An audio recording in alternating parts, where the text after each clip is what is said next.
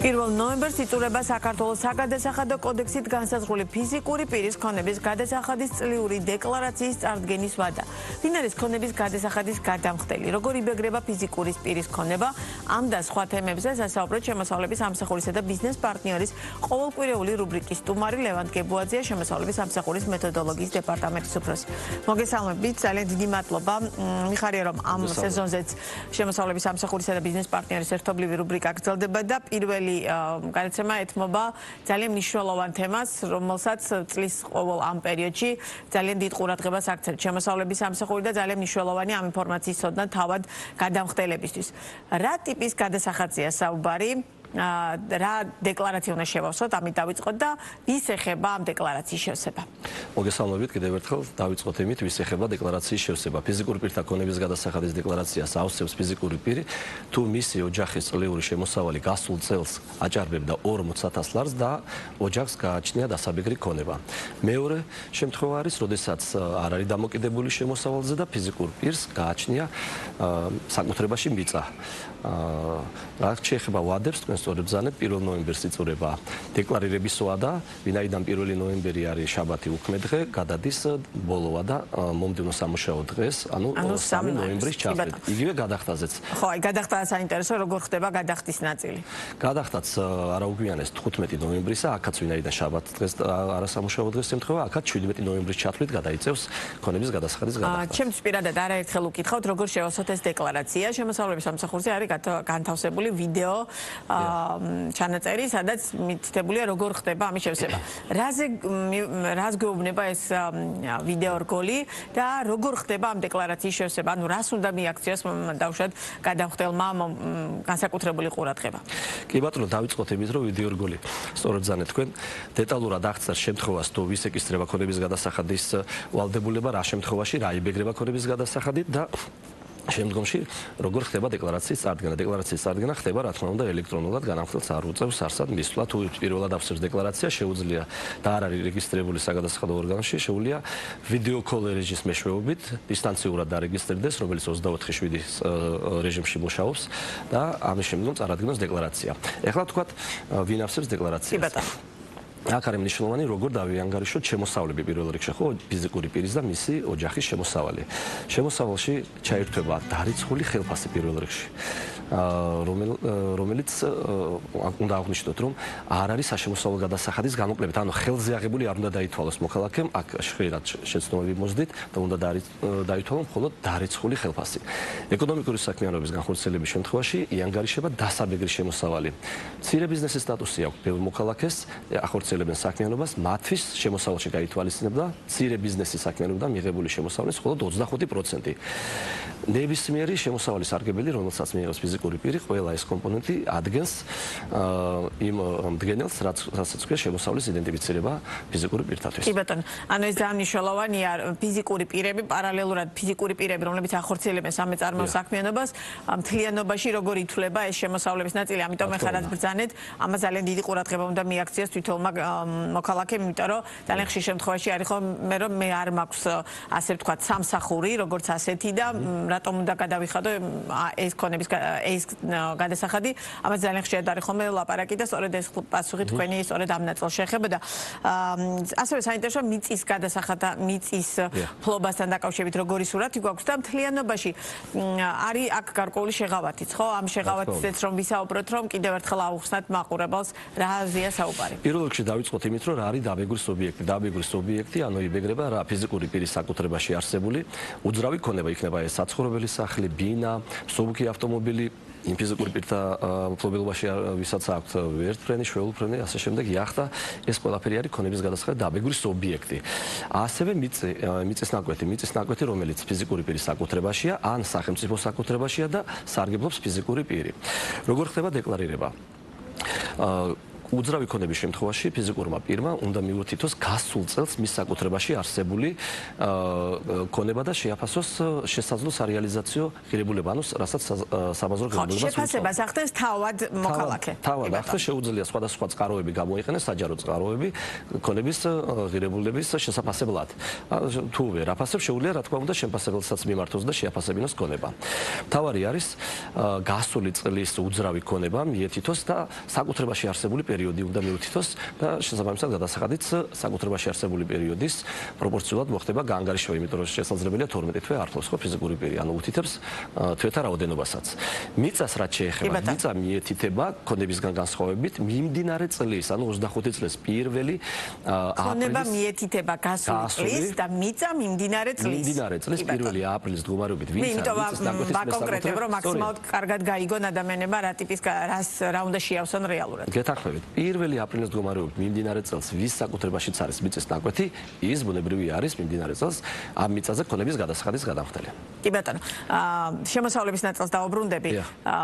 ვინ ითვლება ოჯახში და ანუ როგორ ხდება ამის გაანგარიშება, რომ მაგალითად რეალურად ვინ არის ოჯახის წევრი და რის მიხედვით ითვლება ეს 40,000? 40,000 ხარ ცოტა თუ ბევრი, ამაზე ხშირად არის ხოლმე დავა, მაგრამ ამ წუთას ეს არ არის ჩვენი საუბრის თემა. ამ წუთას საუბარი არის რაც გვაქვს კანონმდებლობით ის როგორ გავაკეთოთ სწორად.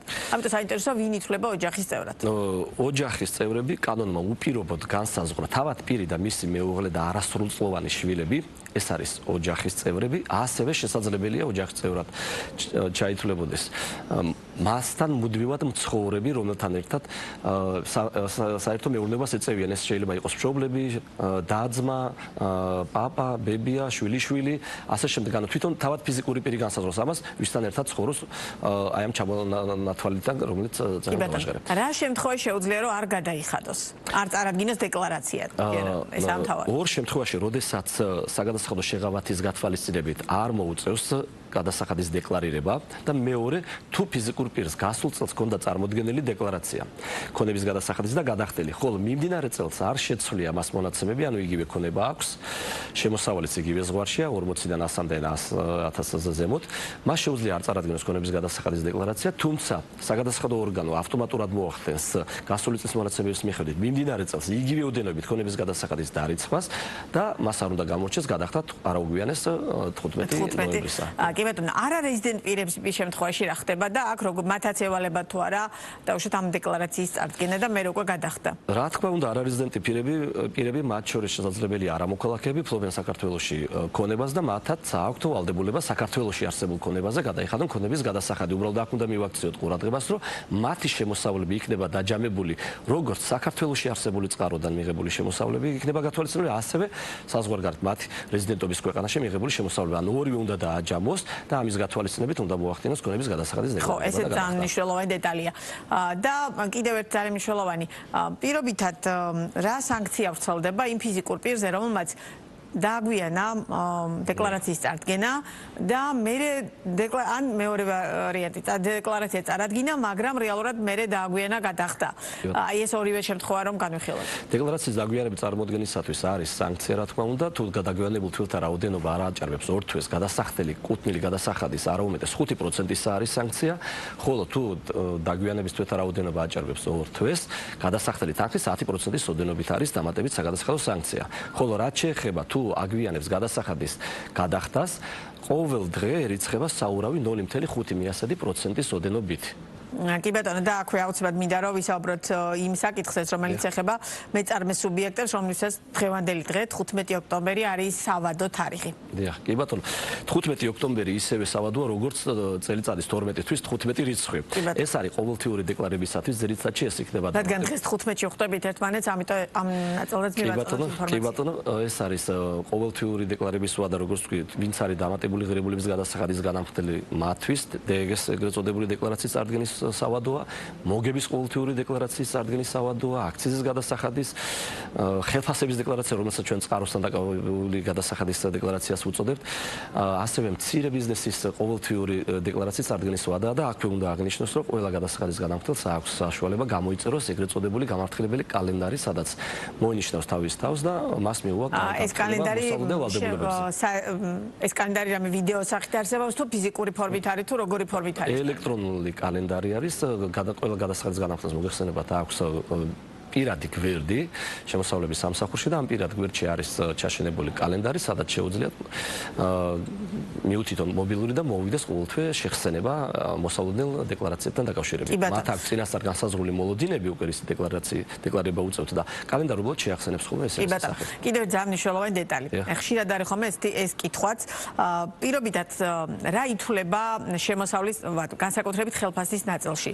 ის რაც რეალურად არის, რასაც რეალურად იღებ, იქიდან ითვლება შემოსავალი მთლიანობა 440,000 ლარი თუ დარიცხული თანხა, ანუ ის საშემოსავლო გადასახადი, რომელიც ფიზიკური პირის გადასახადია, მაგრამ ხშირ შემთხვევაში მას შეთანხმების საფუძველზე იხდიან საქმებლები, ამ დამქირავებლები. ანუ ეს ნაწილიც რომ ავუხსნათ მაყურებელს, რა ხდება ამ ნაწილში? ხელფასთან დაკავშირებით, რა თქმა უნდა, კარგია რომ კიდევ ერთხელ განმარტობთ, რომ ეს არ არის ეგრეთ წოდებული ხელზე აღებული თანხა, არამედ დარიცხული ხელფასი იმ გადასახადის გათვალისწინებით, რომელსაც საგადასახადო აგენტი ეგრეთ წოდებული აკავებს გადახდის წყაროსთან და იხდის ბიუჯეტში.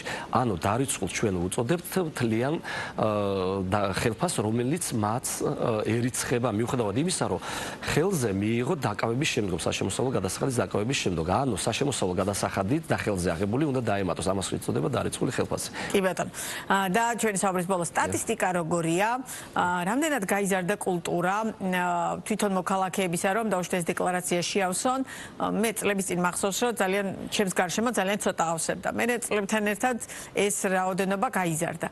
სურათი საერთო ჯამში როგორია და როგორ ხდება ამის კონტროლი, რამდენად რეალურად ავსებენ თუ არა მოქალაქეები და ხომ არ არის ისეთი მოქალაქეთა რაოდენობა, რომელთა შემოსავალი აღემატება 40,000 ლარს, ფლობს ქონებას და პარალელურად არ ავსებს. აი ამის გაკონტროლება როგორ ხდება? პირველ რიგში უნდა აღნიშნოს, რომ სტატისტიკა არის მზარდი წლიდან წლამდე, საშუალოდ 10-დან 15%-მდე, როგორც რაოდენობრივად წარმოდგენილი დეკლარაციების მხრივ, ასე თანხობრივად, ანუ გადასახადის კუთხით. და ჩვენ გვიხარია ის, რომ ჩვენი აქტიური კამპანიის შედეგად, რომელიც გულისხმობს SMS შეტყობინებების გაგზავნას ფიზიკური პირთათვის. ალბათ ამას წელსაც გააკეთებთ. რა თქმა უნდა, წელსაც დავაგზავნით. ჩვენ ვაიდენტიფიცირებთ, ბუნებრივია ისეთ ოჯახებს, მათ შემოსავლებს, ვუგზავნით შეტყობინებებს, რომელზეც მთავარია ყველა მოახდინოს რეაგირება, ანუ ტყუილ არავის არ ეგზავნება შეტყობინება, იდენტიფიცირებული გვაქვს შემოსავლების, დათვლილიც გვაქვს, ვიცით რომ ქონებაც ერიცხებათ, საკუთრება გვაქვს გადამონწმებული საჯარო რეესტრის მონაცემები და არა მარტო მსუბუქ ავტომობილებზე. ანუ ვისაც ეგზავნება, მათ განსაკუთრებულად უნდა მიაქციონ ყურადღება აი ამ SMS გზავნილს. დიახ, რა თქმა უნდა, თუ რაიმე დამატებითი კითხვები ექნებათ, უმჯობესია გაარკვიონ და არეკონ ჩვენი სატელეფონო ცენტრის მომსახურებით ისარგებლონ, ან ჩვენ საიტზე რაც გვიდევს ვიდეოები თქვენ წეღანაც დასაწყისში საუბრისას ახსენეთ, რომ ასე როგორც ვალდებულების თაობაზე, ასევე დეკლარაციის ტექნიკურ ნაკლებად. ხო, იქ ძალიან დეტალურად არის ჩამოთვლილი, როგორ ავსებთ ამ დეკლარაციას და შემდგომ, ანუ რომ ნახავთ ამ ვიდეოს, ძალიან თვალსაჩინო იქნება, როგორ უნდა შეავსოთ დეკლარაცია. მიუხედავად იმისა, რომ ჩვენ ფართო კამპანიას, გამართლებელ კამპანიას ვაწარმოებთ, რა თქმა უნდა, ჩვენ ასევე ვაკვირდებით სავადო დეკლარირების სავადო შემდგომ, ვისაც ჰქონდა გაგზავნილი, ან ვისაც იდენტიფიცირებული ჰქონდა შემოსავალი თუ მიწის ნაკვეთები და არ წარმოადგენდა დეკლარაცია, ჩვენ რა თქმა უნდა მათ მიმართ ვახორციელებთ კონტროლის ღონისძიებებს შემდგომში უკვე და ზოგ მათგანს ენიშნებათ ასევე საგადასახადო აუდიტი და ეკისრებათ ეს ვალდებულებები. ამიტომ კიდევ ერთხელ უმჯობესია განუმარტოთ ყველას, რომ მიაქციონ ყურადღება იმ შეტყობინებებს, რომელსაც ღებულობენ შემოსავლების სამსახურიდან მოსალოდნელი ქონების გადასახადის თაობაზე. ძალიან დიდი მადლობა. ეს თემა იმდენად აქტუალურია, რომ ძალიან მნიშვნელოვანი ინფორმაცია მივაწოდეთ კიდევ ერთხელ ჩვენს მაყურებელს და მე იმედი მაქვს, რომ ყველა ამ ფრაზას გაითვალისწინებენ ჩვენი მაყურებლები. ლევანდ გებუაძე იყო ბიზნეს პარტნიორის პირდაპირ ეთერის სტუმარი.